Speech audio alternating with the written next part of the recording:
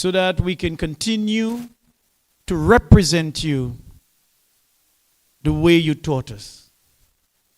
Continue to bless everyone here today.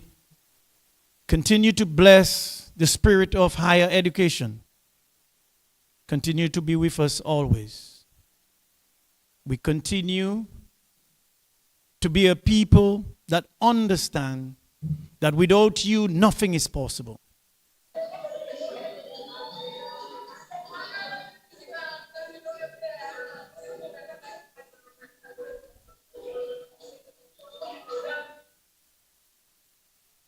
And when disturbance come, you too will guide us through. I pray in your name, in your holy name. Amen. Thank you. And now I would like to call on, she prefer to be called Joanne George, coordinator of the Commonwealth of Dominica Scholars Alumni Association. Welcome her, please. Thank you, Mr. Charles. Good afternoon to everyone. I'm very happy to be here. We've been trying to get this thing going for so many years, and finally we have, I think, a total of 29 people registered for this information session. So it gives me great pleasure to welcome you all to this session, and it's hosted by the Commonwealth of Dominica Commonwealth Scholars Alumni Association, the CDC SAA, as you see on our banner. I'm grateful for your presence here this afternoon and for your interest in what is probably one of the most impactful scholarship programs available to Dominicans, but sadly very much under-applied for. The Commonwealth Scholarship is funded by the United Kingdom government through the Commonwealth Scholarship Commission, and it offers fully funded opportunities to pursue postgraduate studies in the United Kingdom. To me, I think it is not just a scholarship, it's a platform for academic excellence, leadership development, and transformational impact, both on the person, the individual scholar, and the society from which they come. For this session, we hope to raise the awareness about the opportunities offered by the Commonwealth Scholarship in Dominica. We hope to provide clear, accessible guidance to prospective applicants as they navigate through the application process. We also want to highlight the impact the scholarship has made on those who have gone and pursued their studies through that scholarship program, and also on Dominica on a whole. And we also want to strengthen the network and collaboration of those who have gone and have returned to Dominica. Today, you will hear from one or two past scholars, namely Dr. Valda Henry, who we are very proud of, and Mr. Ronald Charles, who is our MC here this afternoon. They will share a little on their personal journeys. You'll also receive some important information from Ms. Kirsty Scott, who is joining us online from the UK, and she's the representative of the Commonwealth Scholarship Commission in the UK. She'll give guidance on the application cycle, what possibly could make the strong candidate, and how you can prepare a competitive application to sort of guarantee your success in your application. About the CDCSAA, we've been around for a few years. We've done a few projects.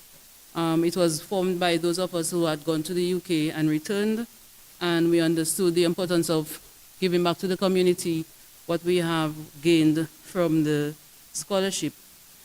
Since our formation, we've done a few community engagement activities. One we did with the Goals for Girls project, and we have Miss Williams here, who was part of the under-15 football team, the young ladies. So we did sessions with them on mentorship and empowerment and so on. We also were in the process of planning a STEM women's program, but that was aborted by COVID-19. So just as we were about to implement that project with young ladies and encourage them to go into engineering and so on, we had to stop because of COVID. So these are just a few examples of how the scholarship can be a catalyst for social impact. It does not just open academic doors, it builds capacity, develops leaders, and it fosters cooperation and collaboration.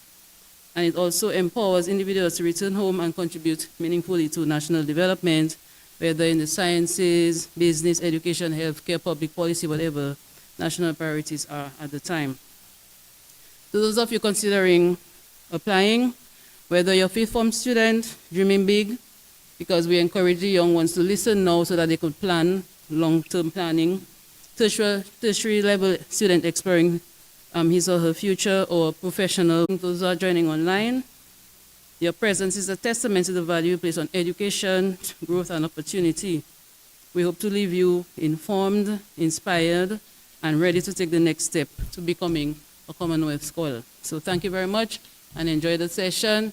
When Ms. Kirsty comes on, we have a question and answer session, so we encourage you to ask as many questions as possible. Thank you.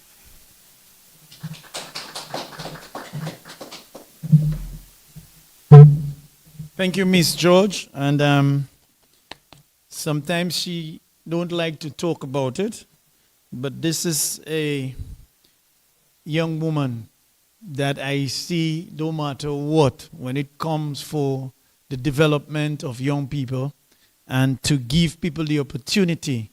You know, sometimes I get the text and the email, sometimes at midnight, telling me, Ronald, we have to do this, we have to do that. So again, put your hands together, you know, for her. Let me, on behalf of the Permanent Secretary of the Ministry of Education, give an apology. He had an engagement this afternoon, so he's unable to be with us, and he has sent his apologies, but he has also made it clear that the Ministry of Education is supporting this program wholeheartedly, and with them we know we would be able to do much more. All right, so again, apologies on behalf of Mr. Giss, who is the Permanent Secretary of the Ministry of Education. Now, we're going to go straight into it. And as part of our program this afternoon, we're going to talk about the overview of the Commonwealth Scholarship Program. And of course, we're going to call on our representative from the UK to give an overview of the program so that you can get an insight about it and take advantage of it. Ms. Kirsty.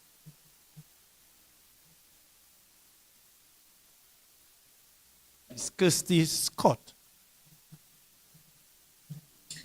Good afternoon, everybody. Good evening from London, UK. I hope everyone can hear me all right. Yes, we can. Fantastic. Fantastic, thank you. Thank you so much to Joanne and Ronald for inviting me to join the session and for bringing together so many passionate people who are interested in the power of higher education to transform your communities, to transform your sectors, to see a brighter future. In the room with you today, whether it's the online room or the physical room, you are surrounded by future leaders who are seeking to support sustainable development and to see really positive change across those communities. I'm joining to give a little bit more information about what exactly are Commonwealth scholarships and what the opportunities are that are available to you either right now or actually in the future as well. So I'm going to share my screen. And the slides that I present, don't worry too much about making notes. Joanne and Ronald will be able to share these slides with anyone attending following the session, so you will have that information as well. And I will be around to also participate in any Q&A. So if you do have questions, I will be here to support and answer those. I'm hoping that everyone can see the slides that I've just started to present. Yes, we do. Fantastic. All right, so we'll start. So a little bit more background. I think Joanne has provided an absolutely beautiful introduction to what exactly Commonwealth scholarships can mean to you as an individual. It's not just about the study in the UK, it's about the transformation that that opportunity can have on you as a person. But I just want to give you a little bit of background as to what exactly Commonwealth scholarships are and where they've come from. So the Commonwealth Scholarship Commission, which is the awarding body, was founded in 1939. So the CSC has existed for over 65 years.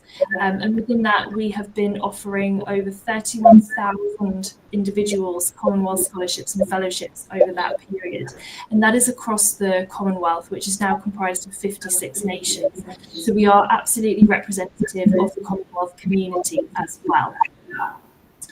We are the UK's contribution to a broader scholarship programme, which is the Commonwealth Scholarship Fellowship Plan. And that plan enables those from countries that are not the UK to study in other Commonwealth countries, which are also not the UK. So a huge part of Commonwealth scholarships is around higher education and international mobility. And that's something that really sits at the heart of what we do. We're funded by the UK Foreign Commonwealth and Development Office across all of our awards. And we offer 7 different scholarship programmes which look at various different types of studies and also are targeted at different sort of career levels and areas of interest as well. One of the things that really sits at the forefront of what we do is around supporting the co-creation of research, innovation, and solutions to advance sustainable development. Funded by the FCDO, the D is for development, and we are the only FCDO scholarship programme whose mandate is around supporting individuals whose educational opportunities will actually transform sustainable development in their home countries. So that's a really important part of the Commonwealth scholarships, but also what it means to be a Commonwealth scholar. As part of how we select and award scholarships, we have bilateral agreements in place with government agencies across the Commonwealth. And as Joanne has noted, we look to understand as to what the sustainable development needs and priorities are in each of the countries as reported by those agencies. And that influences the decisions to select candidates to ensure that we are supporting skills and knowledge needs for each country. We also have a equity and inclusion policy in all of our work, support candidates from all underrepresented backgrounds to ensure that there are no barriers to accessing higher education opportunities through our scholarships. So I've already mentioned around sustainable development, and I'm hoping that the little icon of the Sustainable Development Goals is not unfamiliar to those on the call. I was in Dominica earlier this year, and I can attest to having seen a billboard that did feature some of the SDGs, so hopefully this is not something you haven't seen before. Because we are supporting development and sustainable development, we do see candidates who understand the Sustainable Development Goals and how the courses of study that they wish to apply for will actually contribute to achieving the Sustainable Development Goals. And if you're not up to speed on them, don't worry, you can go onto the UN website and you can read all about what the goals are, all the different indicators that are in place to achieve the goals, and also the progress that is being made towards the 2030 target of having achieved the SDGs. For the CSC, alongside understanding the UN SDGs, we also have 6 development themes under which we award all our scholarships, and they're just on the right-hand side of the slide there. Essentially, you can get a number of different courses and areas of study under each of those themes, but just be aware when you are applying, you will be asked to select which theme best addresses the course that you want to study. And you'll also be asked to select the Sustainable Development Goals that your study will support as well. So do ensure that you are familiar with those, and you can read all about them on the CSC's website as well. So what exactly comes in the package of a Commonwealth scholarship? It is fully funded study at a UK institution, and that includes your visa and your travel costs for coming to the UK. We also provide a stipend, which covers all of your additional costs whilst you're living in the UK as well. There is also additional financial support available for anybody with a disability that requires an allowance or additional support. And we will also work with UK universities to put in place any adjustments or other things that are required to support a disabled candidate as well. And for some of our programs, we do provide a family allowance. So if you are studying on a PhD award, there are opportunities to ensure that you are not spending all of that time away from your family. You can seek financial support in that area as well. Throughout your scholarship, we offer comprehensive engagement programs. Some are delivered by my team, which is the alumni team, and others are delivered by our student engagement team as well. So there's lots of opportunities to feel part of the CSC community, both in the UK, but also the global community that's represented by those 31,000 alumni across the Commonwealth. There's also access to further professional development training. We do offer some residential training as well, and also some online opportunities, as well as additional meetings throughout the year, which could comprise things like visits to the UK Parliament, meetings with UK ministers, and various other opportunities. So how do you apply, and what scholarships are actually available in Dominica? So you'll see on this slide information about country eligibility. In terms of the time now, I'm only going to talk about the applications that are either open or which will be opening within the next few months as well. And they are the Masters programs that you can see on the slide there. So we have a Commonwealth Masters Scholarship, a Commonwealth Shared Scholarship, which is Masters, and a distance learning scholarship, which is one that you would undertake in Dominica. You wouldn't need to travel to the UK. And I'd hope for some people that is appealing if that's not something that you could actually do because of job or family commitments or any other commitments that you have. We also have a Commonwealth Split Site PhD programme. We will most likely not open that until 2026, so I won't talk about that in this session, but I'm always happy to come back and share information when those applications do open. And then finally, we have two fellowship programmes. One is our Startup Fellowship, which is particularly geared at entrepreneurs and those with businesses that are looking to scale them up, and also looking to support job creation through the scaling up of their business. And then finally, a professional fellowship programme, which is aimed at mid-career professionals who are seeking to sort of expand their skills, really hone their practice as well. So I want to start with the current Masters Scholarship application round, which is open right now and will close next week. And I will give you the date shortly. The reason that I want to talk about this is not just because it's open, but because there are particular opportunities this year for those from small island developing states, which Dominica is part of that category of island states.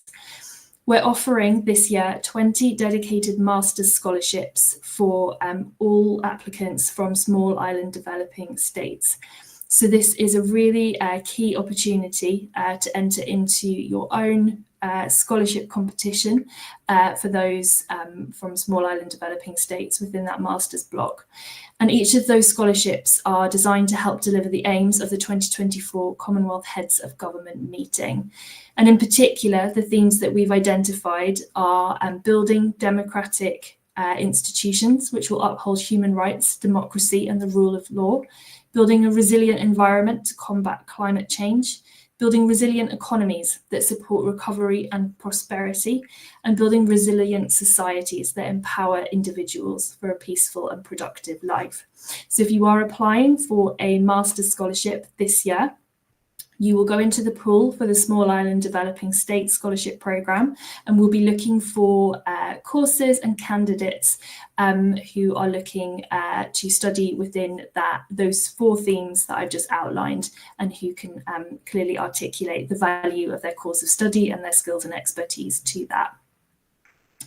As part of that application round, you must apply through a nominating agency as well as the CSC, and I'm going to talk about that in a little bit more detail. So it's a full-time master's study in the UK, and as mentioned, those applications are open right now and they will close on Tuesday, the 14th of October. So that is next week. They will close on Tuesday, the 14th of October at 4 o'clock UK time. And please be aware that is British summer time, as we currently are. As noted, if you want to apply for those master's scholarships, you must apply through a nominating agency and also apply to the CSC.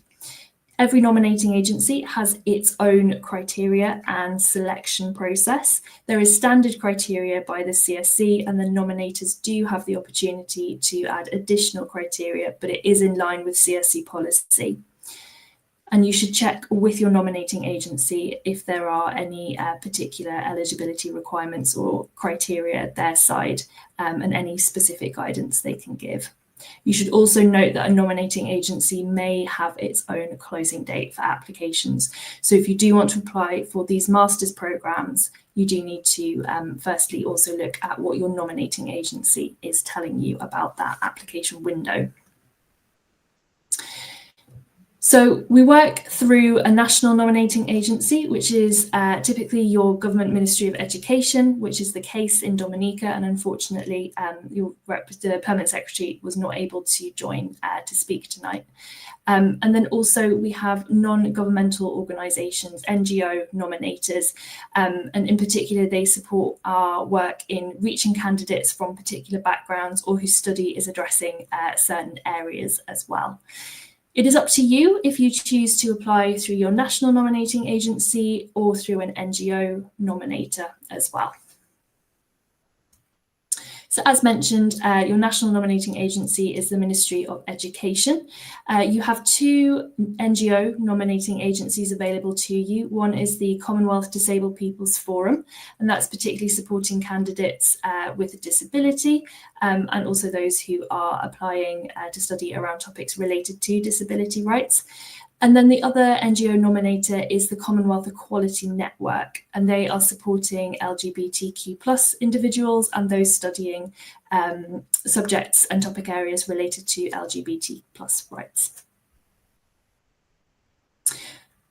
The other master's programme, which I also want to talk to you about, is our shared scholarships. So these are also full-time master's programmes that are available in the UK. You would come and study in the UK for 1 year. The difference between these scholarship programmes in particular is that UK universities have an approved list of master's programmes for which candidates must apply to.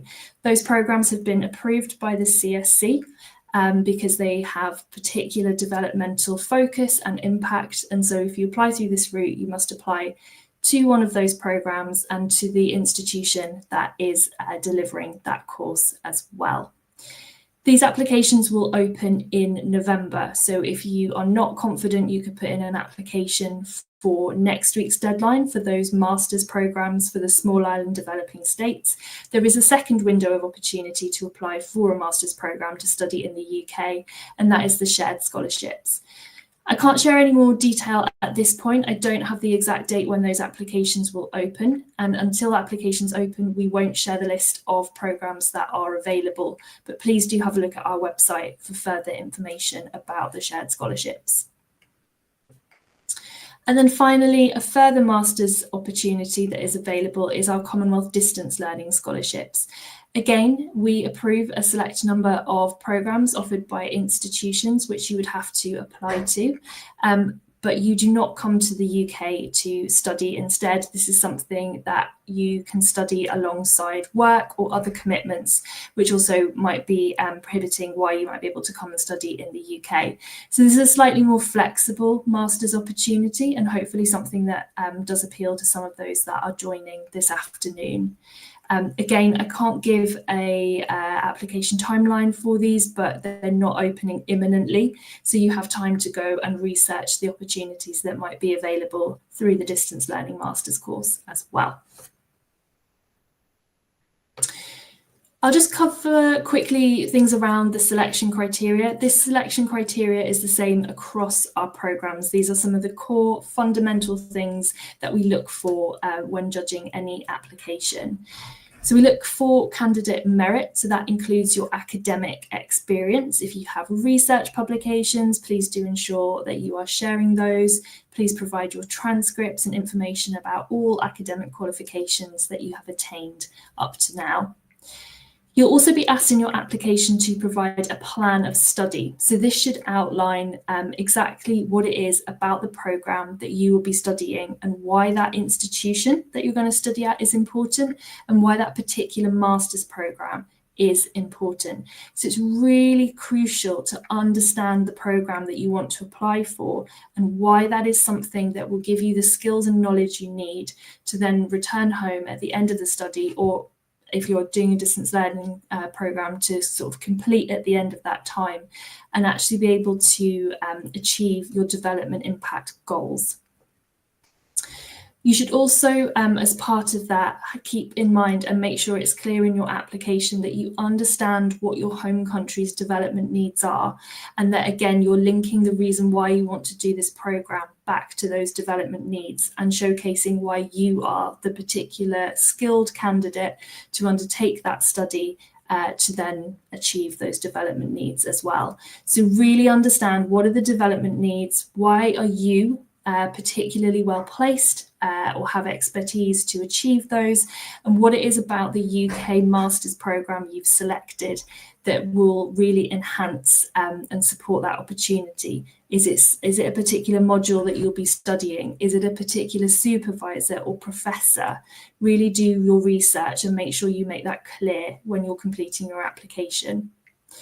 As I've already mentioned, you need full transcripts. You should submit those. You'll also need at least 2 references. So please, again, ensure that you have those in place and that people have agreed to provide a reference for you. And you'll also, if you're a PhD candidate, which no one on the call will be, but just to be aware, should PhD opportunities become available, you would need a supporting statement as well. When you go on the CSE web pages, you can download a copy of all of the selection criteria. So all of this is available and it's there to support you because we want to receive high quality applications from everybody, and we want to ensure that you have the best opportunity to achieve a Commonwealth scholarship as possible. As I've already mentioned, we have equity and inclusion as part of all of our programs and everything that we offer. So we continually work to ensure that our programs serve everybody, regardless of disadvantage or accessibility needs, and including those from historically marginalised groups. Please do remember, we do work with our NGO nominators. So anyone that wanted to apply for the master's programme that's currently open, you have your national nominating agency route, but you also have the route to apply through one of those NGO nominators, and that's the Commonwealth Disabled People's Forum and the Commonwealth Equalities Network as well. So on this slide, again, don't worry about taking the information. We will be able to get these to everybody in attendance. You can see there just our general link to the website where you can find out about all of these scholarship programs in more detail. We also have 2 dedicated web pages. One is advice for applicants. So that's where we'll talk about some of the selection criteria, what to ensure you are researching before you put in your application. And then finally, we do have some frequently asked questions, which just go over things that we know you like to sort of really check and do your homework on as well. So that's information around what exactly is covered in a scholarship and all of those different arrangements as well. That's everything from me. So I will hand back to Ronald.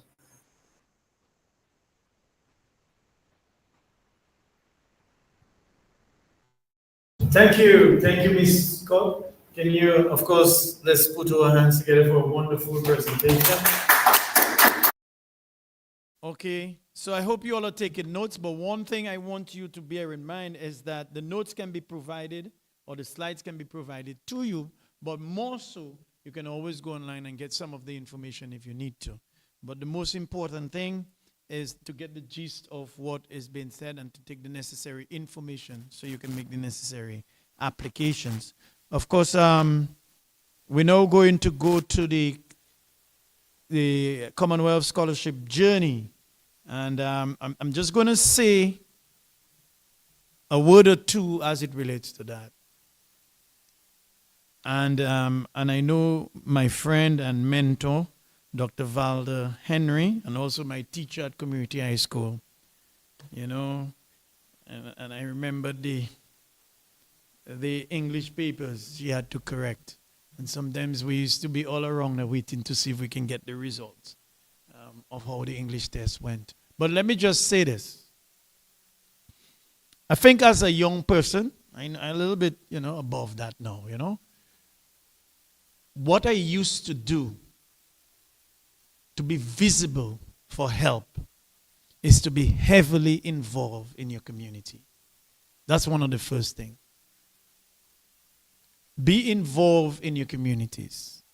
Why I say this? I remembered, as a little boy being involved in village councils, being involved in football, cricket, basketball, and genuinely spending time doing things. But there will come a time sometimes that your ability, you wonder, where can you get some help to further your education on anything that you want to do.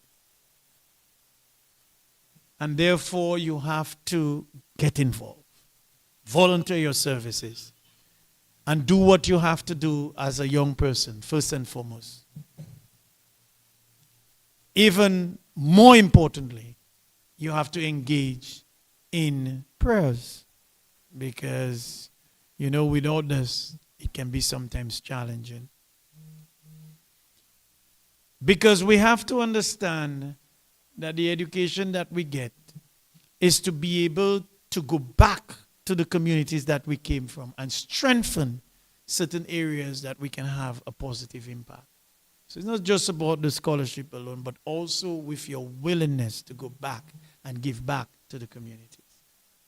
So when I went to England, firstly, I went on a scholarship, the University of Sunderland in the UK.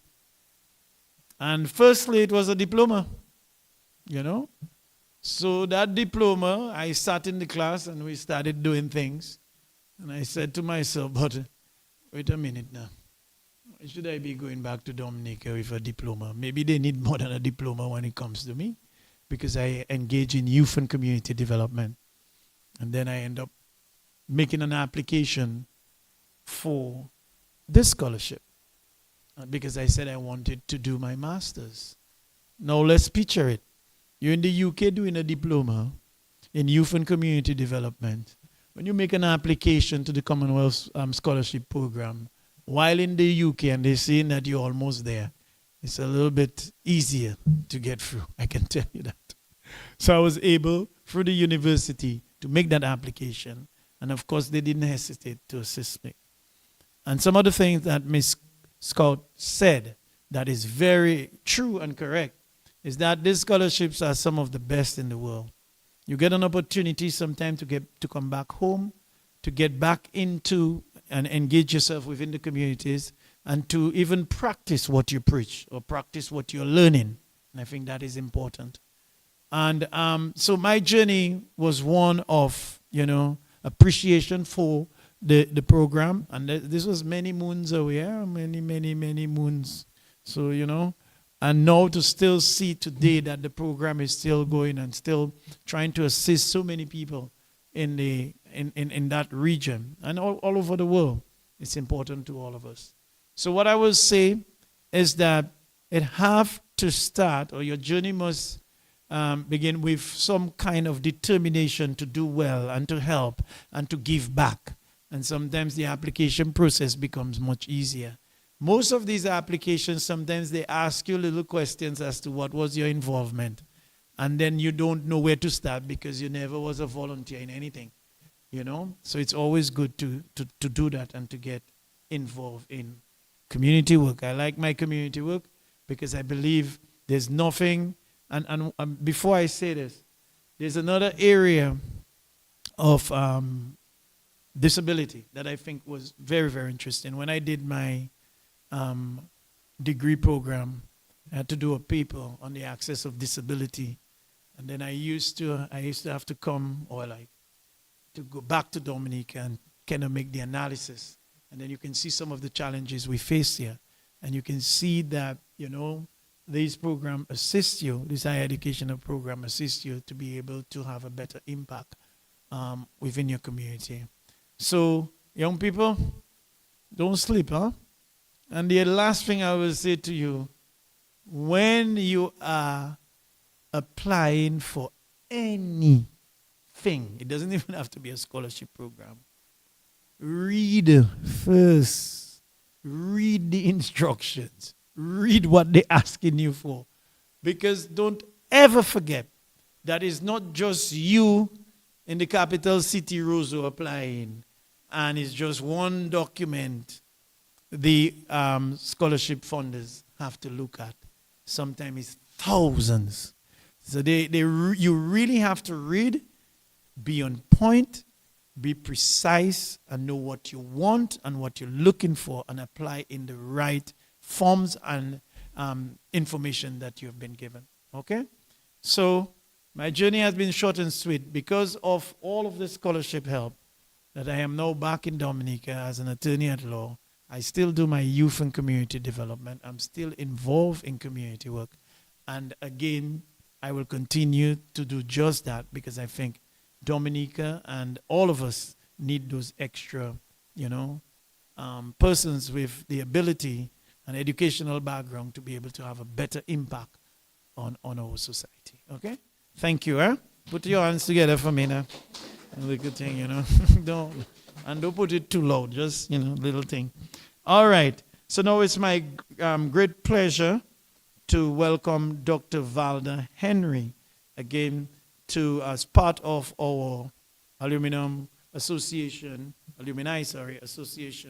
in Dominica, and she's been working hard, busy, but I've been making the efforts to be with us. And without no further ado, let me call on my mentor, my teacher, my tutbagay. All right, Miss Dr. Valda Henry. Thank you. Good afternoon to Joanne, and I really want to commend. Good afternoon, Christy, and to all of the participants who have joined this presentation this afternoon. And I really want to commend Joanne and Ronald for their perseverance in this group and the other members because they human work in keeping this group together. So I've been asked to speak about my journey with the Commonwealth Scholarship. In 1997, thereabouts, I applied for a Commonwealth Scholarship. I got a response around in March or April of 1998 that said that while, yes, I was a successful candidate, the Commonwealth had no money, and so I was not assigned a scholarship, though I passed, I guess when they did the criteria for scholarship. So that was no good to me. So what I did, I wrote back to the Commonwealth and I said, I thank them for that, but I'm going to be praying really hard that they find money so that I can be accorded my scholarship as well as any other person who had received such a letter. A few months later, in the meantime, I went to the aid bank to apply for a loan because I was determined that come September 1998, I had already been accepted at the Warwick Business School to do my PhD, that I would be going to study, come whichever way. And then around the late August, I received a letter indicating that they had found additional funds and I would be awarded a Commonwealth Scholar. So come October of 1998, I was off to the UK to the Warwick Business School with a Commonwealth scholarship. And I was really happy because what that meant was that I would no longer have to take that loan from Aid Bank, which I had secured. That would be one loan payment less when I came from studying. I remember a very good friend of mine, when I told him I had applied for a loan, he said, "Well, Valda, you never have a home." I said, "But why would you say that?" He said, "Because by the time you come back for having to pay that loan for that PhD, you would not own a home." And I said, "I'd have a home just much later than others." Then he said again, then you'll never get a husband. I said, well, why would that be? Because he said, well, men don't want no woman with PhD. Well, I guess he's correct because the husband is still to come. But the home is there. But folks, I'll say to you that Commonwealth scholarship was more than a lifeline. That Commonwealth scholarship allowed me the peace of mind to focus on my studies while I went off to study because then I was able to meet my commitments. I did not have to think of paying a tuition, they did that. But more than that, the Commonwealth scholars, the officers, my officers I don't remember their name offhand, and if I was home, I'd have gone to my book and I would have gotten their names. They were like family. They checked up on you. You could always call them with anything. And so they provided a lot of support for me during my tenure. I was also invited to a lot of conferences because the area I was studying was a little bit novel in the sense I was looking at how can governance impact financial performance of social security institutions in the Caribbean. What was novel about my work was that I was using, yes, a finance, but also a leadership focus. Most times, Social Security is analyzed through an economic framework, but I was using a management and leadership framework to analyze the impact of governance on Social Security. And so I was invited to a lot of conferences to present my findings, to present my work, because it was deemed to be novel and adding really to the body of language. So even before my PhD was awarded, I had been to several conferences. And the Commonwealth Scholarship funded quite a bit of those, conference attendance. But the Commonwealth Scholarship, I always say, made a meaningful difference in my life. And anything I can do to encourage it, to support it, they can always call on me.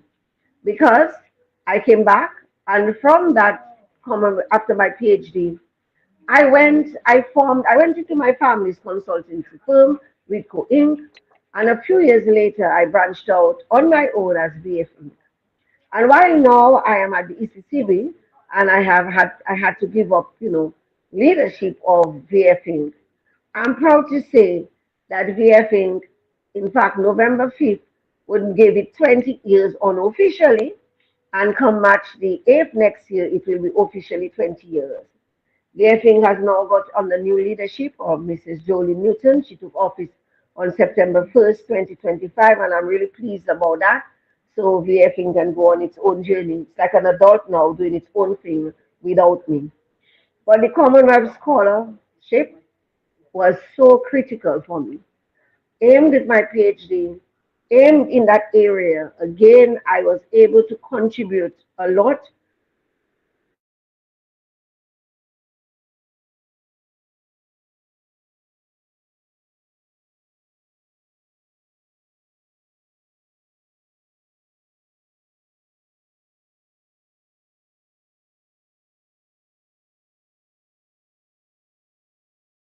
Featured me as an expert in governance.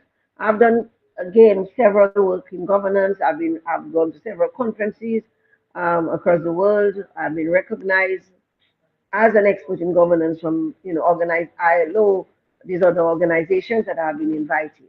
And I was so pleased when again one of the hallmarks when the UN invited me to be part of their committee of experts to advise the government of South Africa on social security. Every year I present at the CARICOM Social Security conference.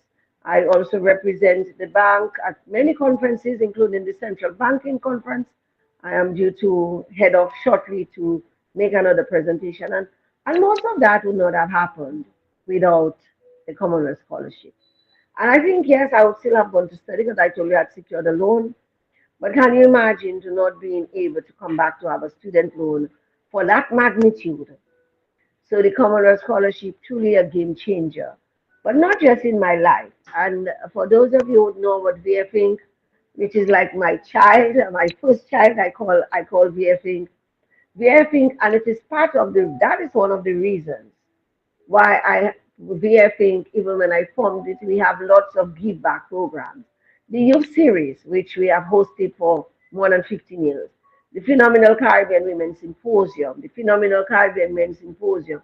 Those are, I call these are my give back, my way of saying thank you for the opportunities that I have been afforded.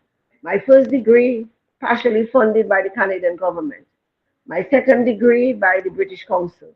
My third degree, which is my PhD, by the Commonwealth Scholarship, Commonwealth Scholarship. So I have been fortunate, I have been blessed in so many ways.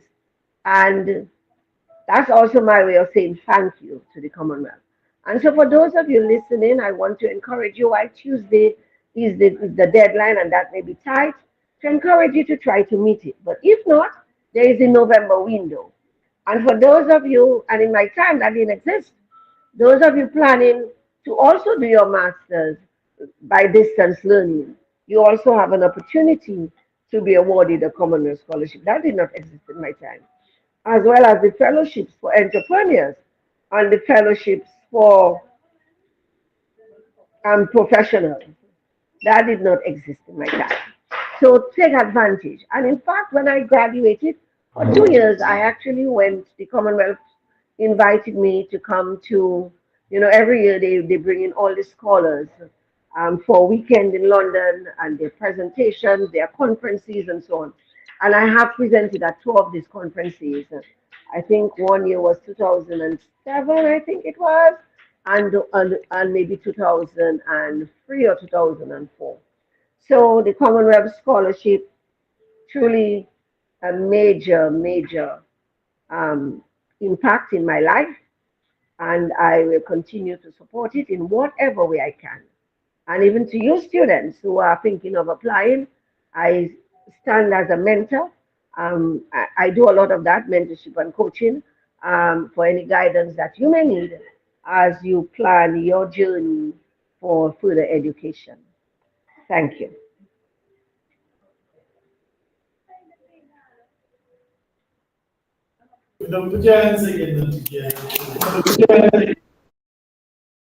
Henry. And there's much more that she's doing, eh?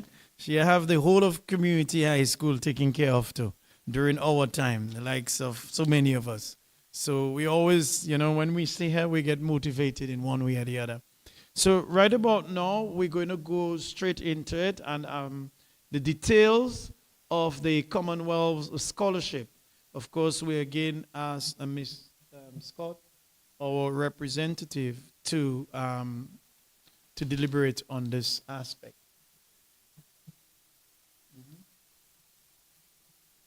Yeah. So, Ms. Scott, if there are anything else you can add, because I believe on your first comment when you.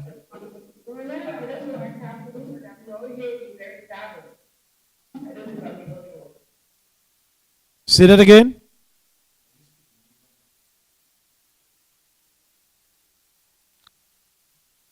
Okay, go ahead.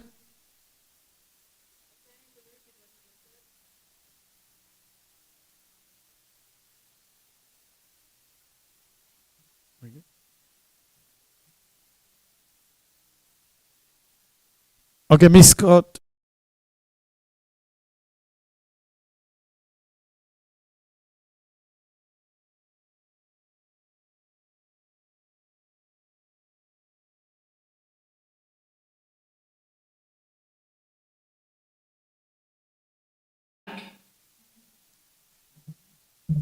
Okay, so we just wanted you to, on the program, we have details on the Commonwealth Scholarship. I believe that you may have covered.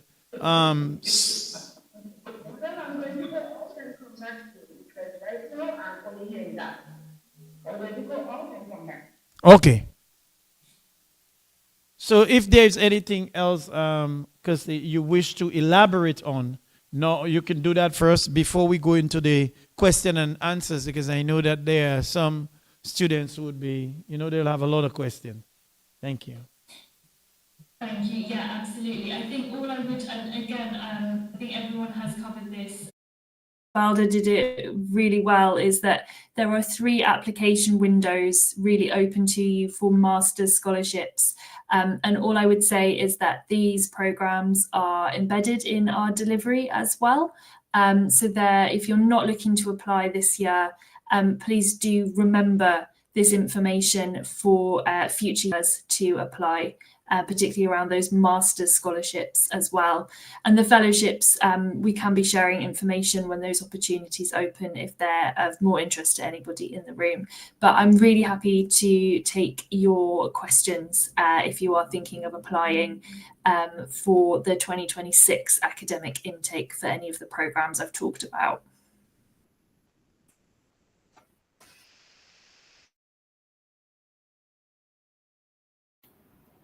Anybody Online online or in the or in the audience audience? who would want, to get some clarification on anything, now is your time.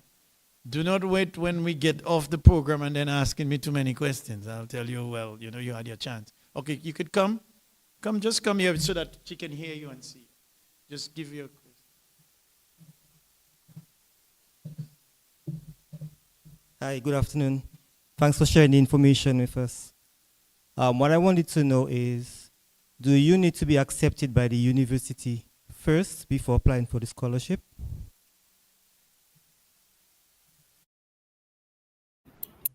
That is a great question. We advise that you have applied. You should always apply to the university because if you are accepted for a scholarship, you will need that offer in place. I would go to the information on the CSC website because it will be different for some of our programs, but you should always apply to the university and have ready your offer letter, whether that is a conditional offer or an unconditional offer, and where possible, provide all of those copies to your application so that you're providing the most comprehensive information for us as possible. But as soon as you start applying for your scholarship, you should be putting in your application to the university as well, so that when you put your application for the scholarship in, you can say, University of Leeds, this is my first choice, this is why I want to do this course, this is how it will support my sustainable development aims. And then you can say, my second choice, University of Glasgow, this is also an interesting course for me. And you can sort of start to show that you are really keen on the opportunity and that you've done research about the institutions. So put your applications in for the university, because you'll need to be able to show in your scholarship application why you want to study at those courses. It's important that you go into detail about your first choice university, but you should also reference if you have got a second choice university that you've applied to, just to show that you're also aware that you've applied to that institution and the reasons for that other application to a university as well.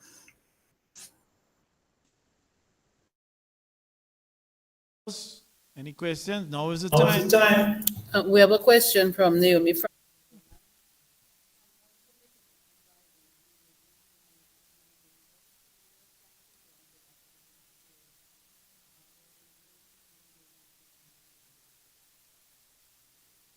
You said it?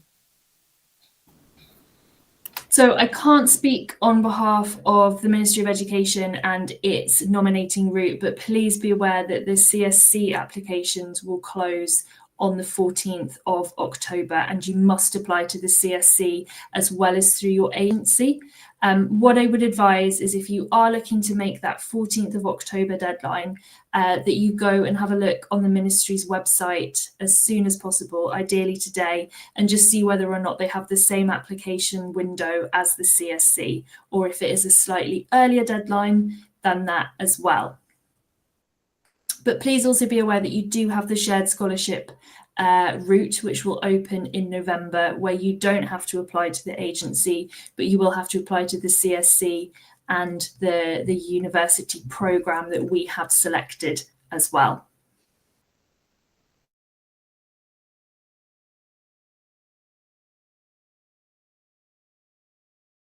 Question? Now is the time.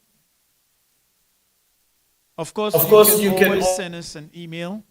You can always, of course, there are information on the website that you can inquire and then send your necessary questions if you wish. Anybody else? Audience? Where?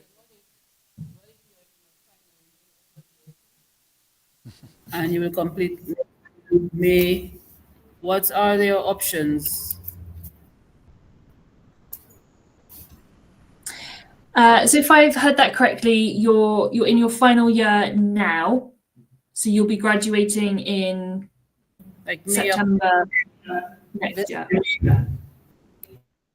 May. May, sorry, yeah. That is a good question, and I don't actually know the answer to it.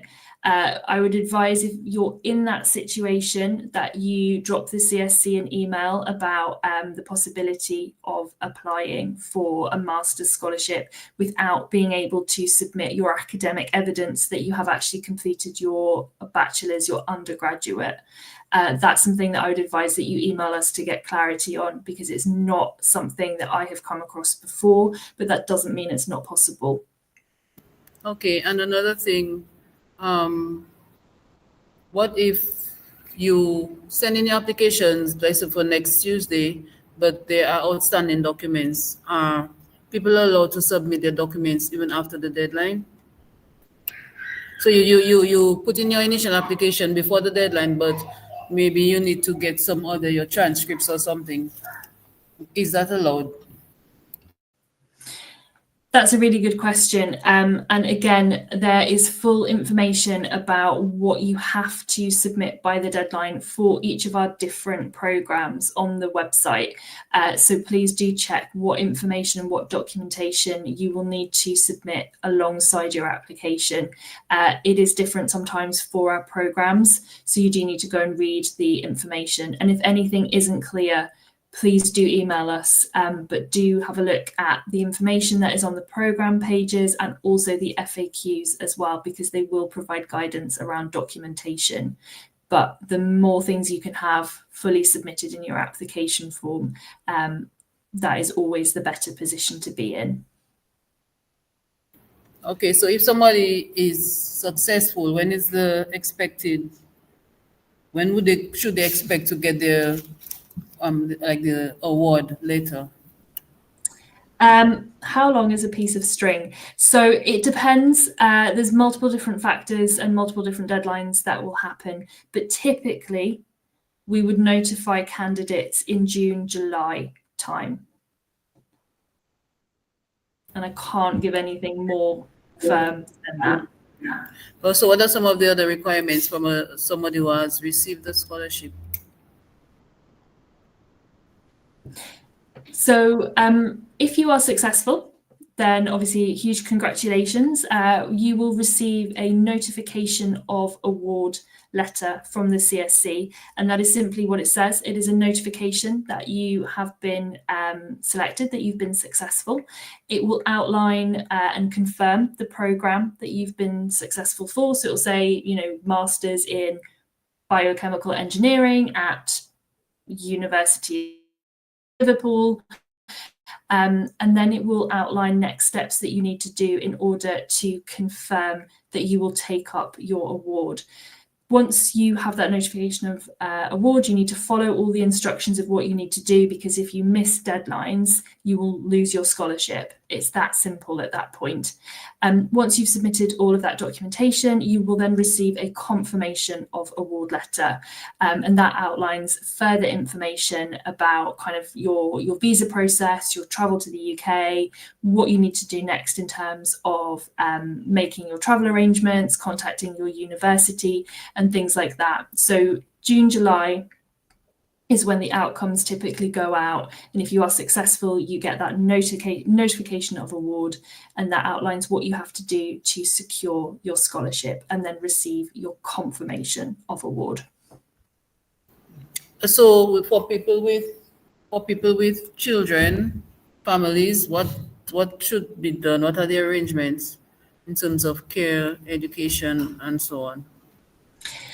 So you can have a look on the website. There's full information about what any type of family allowance looks like that's offered by the CSC, and the eligibility for that as well. Please do not assume that you are eligible for everything, please do go and check the information around those allowances and any sort of additional funding that we provide to support families during studies. Please go and check that information as soon as possible if it's something that would be important to your ability to undertake the scholarship. Anybody that would then require those additional funding, that information would be outlined as part of all of the information that we share with successful candidates. Okay, we have 2 questions from people online. The first one, will persons on this call be provided with continuous information on the scholarship program as to when the scholarship application will open? Well, I guess that's a question for the association. Yeah.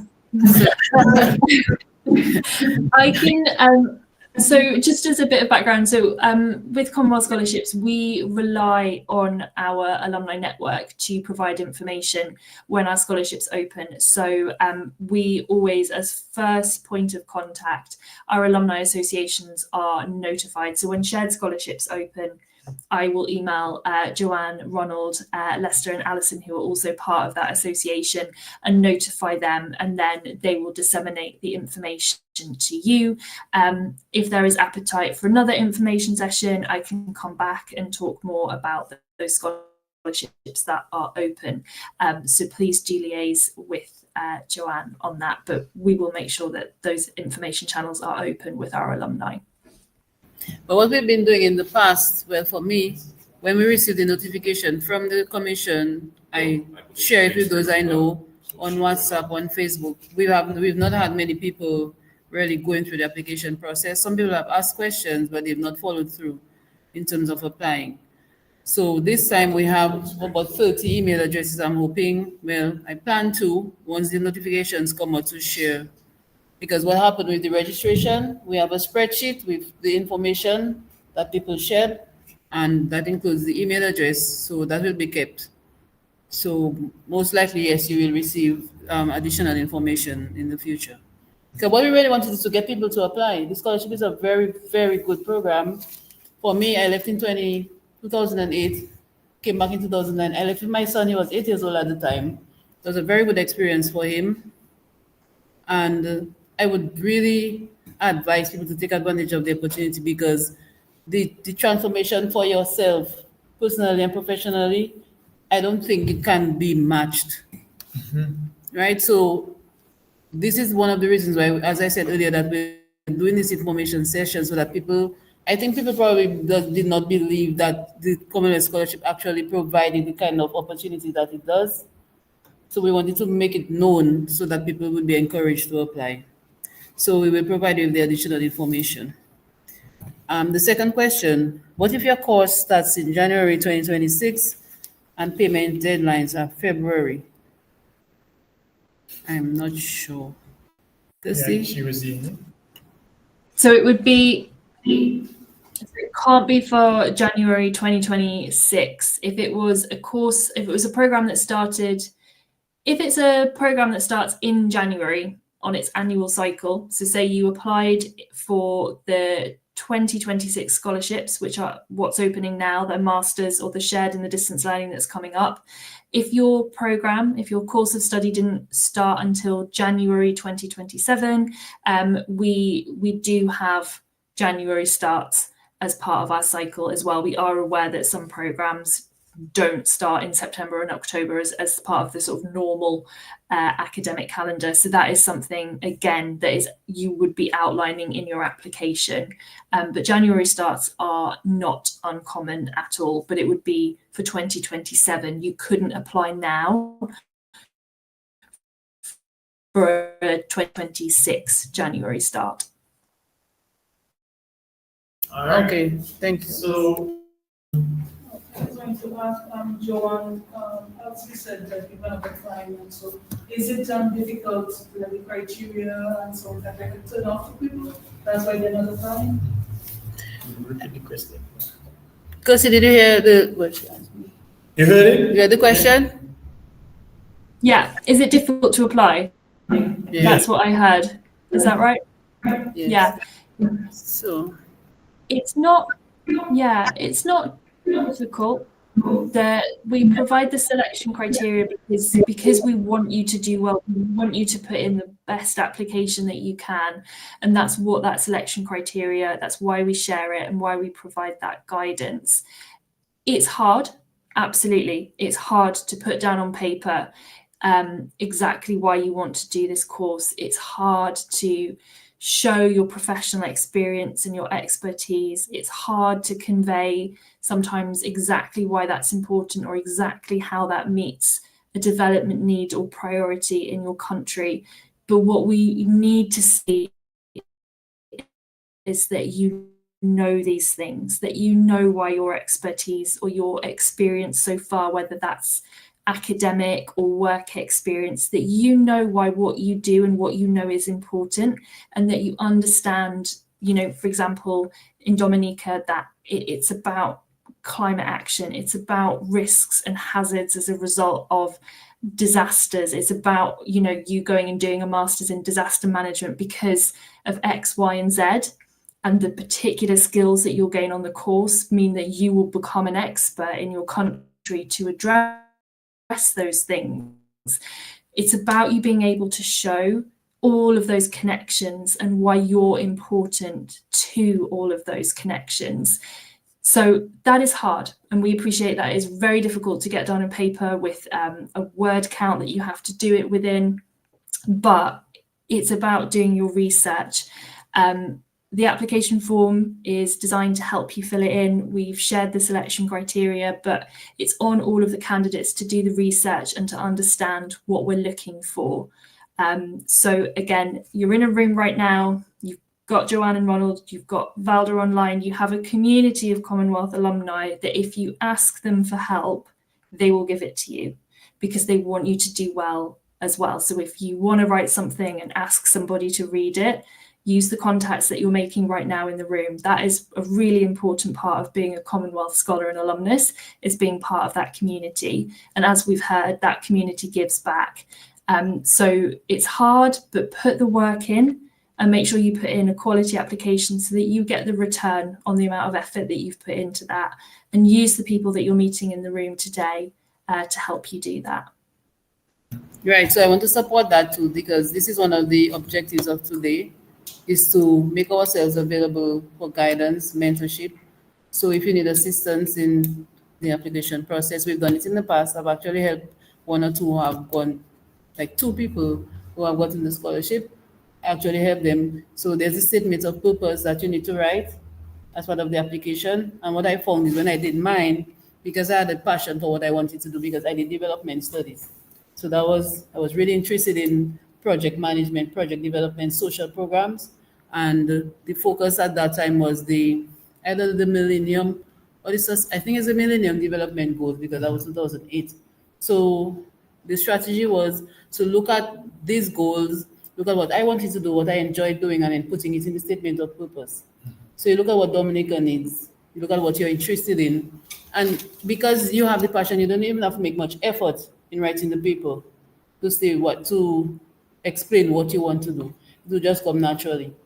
So apart from your natural interest and passion, which is help, we also have us as mentors and guides, and also Kirsty is available.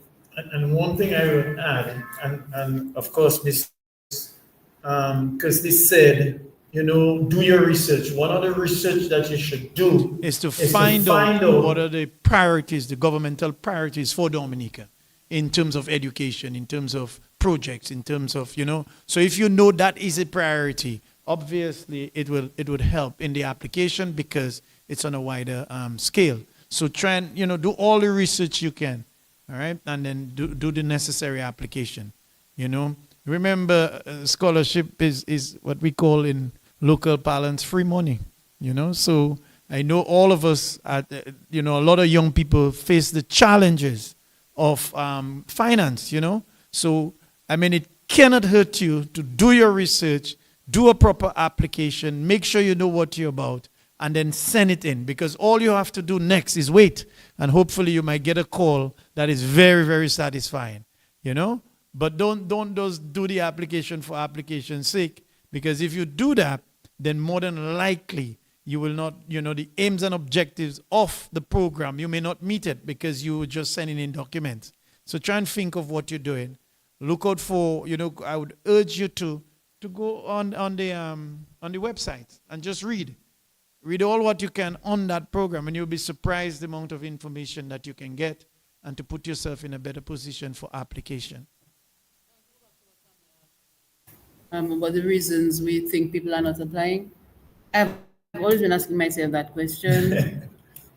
The Shivling scholarships are also from the UK, and somehow Shivling always gets applicants. I think Dominica got 3 Shivling scholarships this year, and no Commonwealth. So I don't understand. I really don't. All right. People know more about the Shivling. Why? Why is that? Because they don't do any extra promotion. Time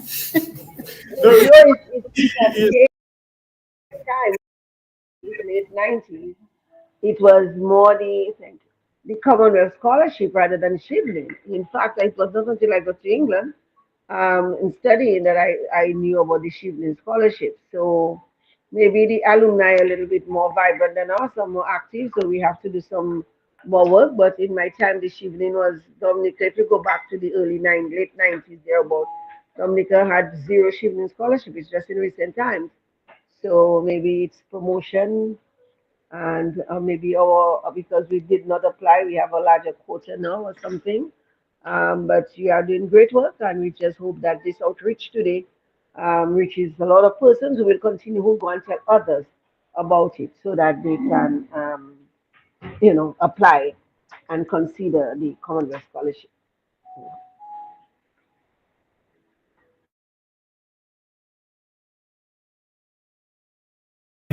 Fifth form, can I apply? Yeah, go ahead.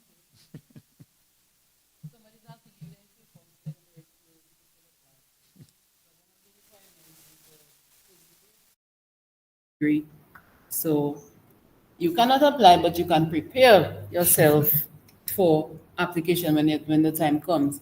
So the long-term planning always works. Proper planning. What is it? Yeah. So you can't apply now, but you can prepare yourself in terms of what you want to do, what you want to be when you grow up, and if it fits in with Dominica's national priorities, and what associate's degree you need to do, or what bachelor's degree you need to do, and then you'll be at the right footing to apply when the time comes. What about non-traditional routes? Let's say you do maybe an executive diploma or an executive master's. What about certain certifications that you have done along with years of experience? Very good question. Kirsty, help us out. I think I might have missed some of that. Can you repeat the question, please? Come.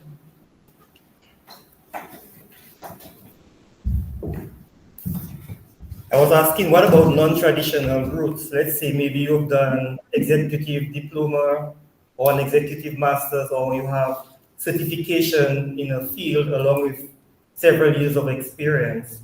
How far does that take you in terms of possibly applying for the scholarship and getting it? That's actually a really great question. And you're completely right to raise that not everybody has a, I guess, traditional linear route to education. And there's multiple different things that affect that.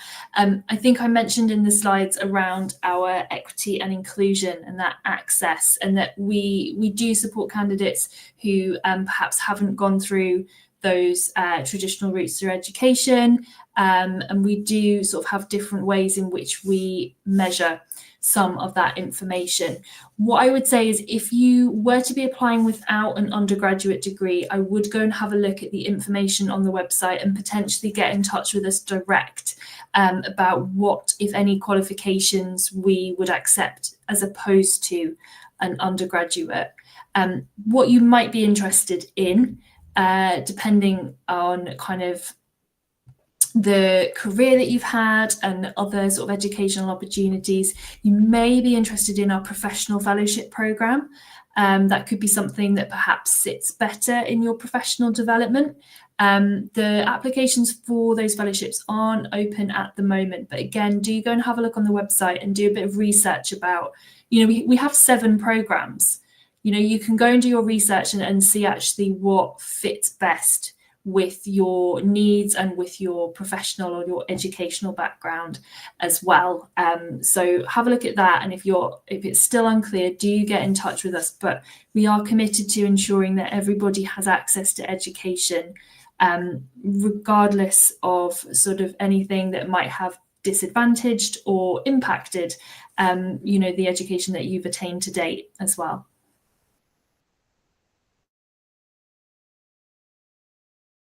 Okay, so I think that was a perfect. So we have 2 more questions. My eyes. Is it mandatory for applicants to reside or be employed in Dominica? Great question. We do typically look to ensure that a candidate is resident in the home country from which they are applying. There are, of course, always exceptions to that, particularly any applicants with a refugee status. But you do have to be a citizen of the country that you are applying from. If it happened to be that you were not resident at the time of your application, but you can prove your citizenship, that is something, again, that would be collected in the application form, and it is one of the criteria. So do have a look at our selection criteria, exactly how that is worded. But you would have to definitely be a citizen from that country, from Dominica. Okay, another question. If you would like to apply for the scholarship in 2027, can you already start to do some research and writing your paper? Yeah, absolutely. I would highly encourage that. If you have the liberty of a bit more time, please do take that. Equally, if that means that perhaps you're having a year to get some work experience, or, I wanted to say earlier to someone else's question, the person that's in secondary school that's thinking about applying in future, if you know kind of that you want to apply for this scholarship, there are loads of different voluntary things that you can be getting involved in that will help give you access, better understanding, more sort of experiences around development priorities, development needs, build your network. So if you have the time to do that, and then also be thinking about how that translates in your application, then please do use this time to do that. Our program team will not like me saying this, but if you wanted to sort of start an application to see what the form is like, you can also do that. It's not always helpful. I would just advise that you go and have a look at the information on the website, and that you kind of go and talk to alumni about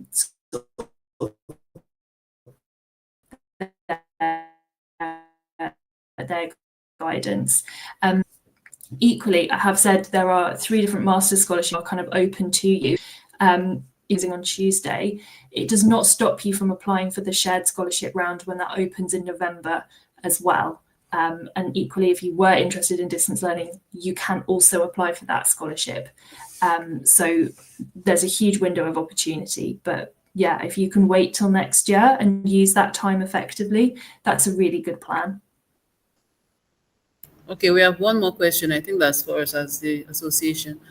While there is a list of scholarships on the Ministry of Education site, the Commonwealth Scholarship is not explicitly mentioned. Where can more information related to the application through the ministry be found? The officer responsible for that is Mrs. Carbon, right? Mrs. Carbon, so you could call the ministry and ask for her. She is the representative of the ministry, which is the nominating body for Dominica. So Mrs. Carbon in the Ministry of Education, or you could also speak with the PS, Mr. Robert Gist. He'll also be able to direct you.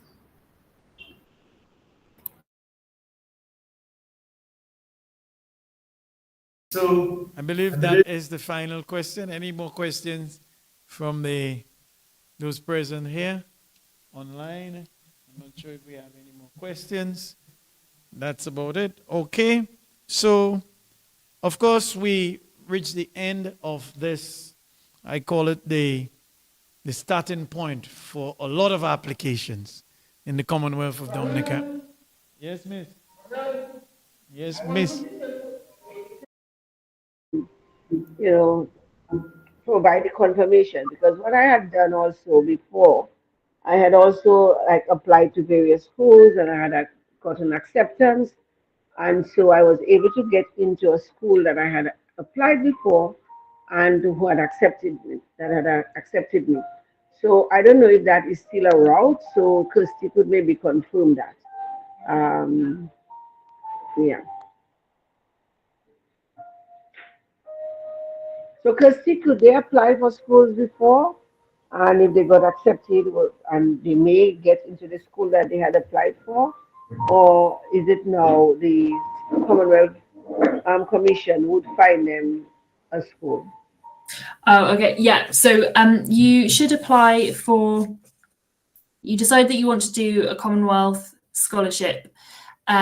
You should apply for the university program and course that you've done the research for and that you've decided you want to go to. You apply to that university for that program, and then you apply for a Commonwealth scholarship and show why that scholarship should support your application and your funding to go to the university that you have selected. That is for the master's round that is currently open and will close on Tuesday. If you are applying for a shared master's scholarship or a distance learning master's scholarship, the process for that is that universities bid to the CSC for us to approve some of their programs to then be offered as part of that shared or distance learning scholarship. So say the University of Oxford bids for 5 scholarships on 5 different bids for 5 programs to the CSC, and we select and say we will fund people that apply for these 3 and we'll promote them. We then produce the list of all the university programs that we have selected from the universities that have bid to us, and then applicants will have to have a look at the list and see what programs are available, and from that list then apply to the university and also apply to the CSC and say it's this program that has been approved for a shared scholarship, or it's this program that has been approved for a distance learning. So for those 2 master's courses, it's not a kind of open field. You don't get to just pick anywhere in any course that you think has a development sort of need for you. You have to go to the lists and see what has been approved by the CSC to be sort of eligible for a scholarship. But for the masters, you can apply across a range of different programs and courses, but you must do your research yourself and you must apply to the university yourself, as well as to the CSC and or to the nominating agency if you apply through that route. Thanks, Kirsty. Thank you so much.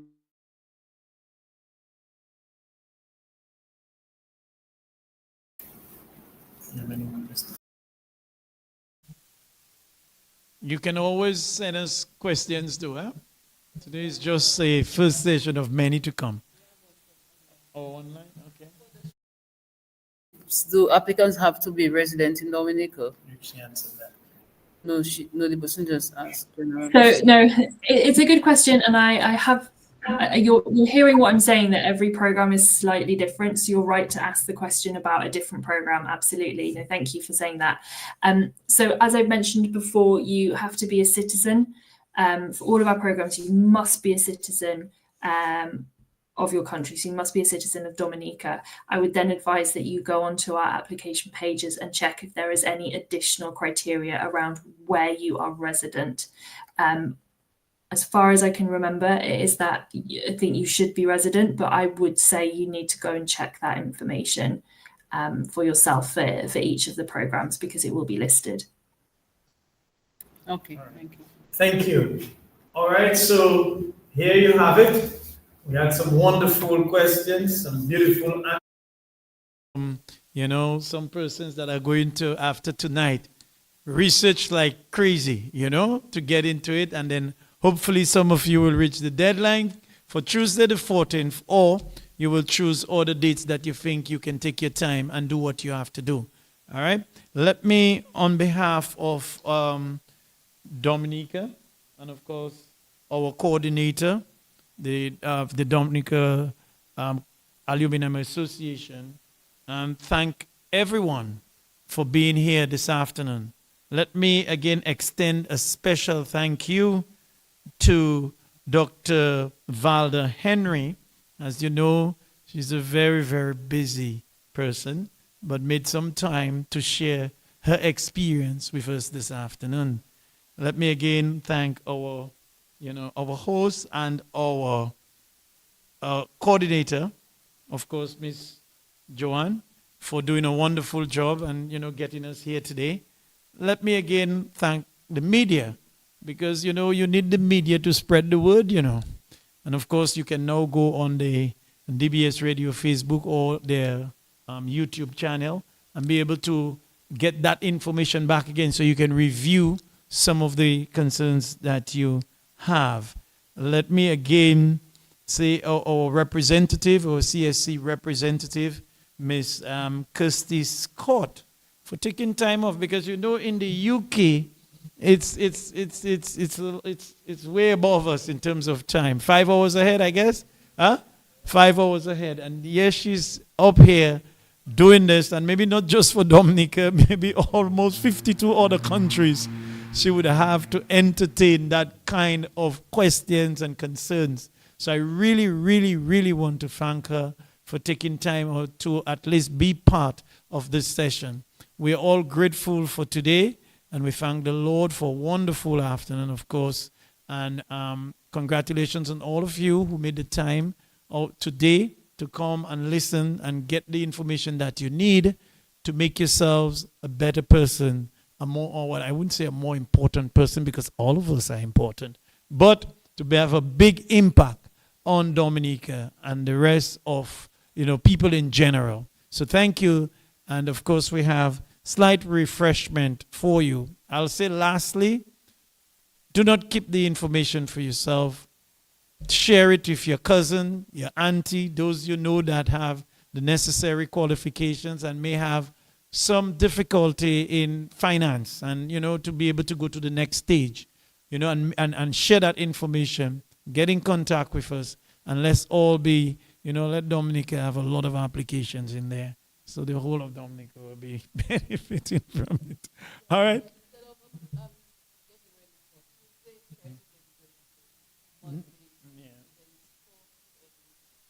Yes. All right. So if you want to do that. All right. Thank everyone. May God continue to bless you. And bye-bye. And good luck to everybody that applies. Good luck to all of you. Okay, thank Bye, everyone. you.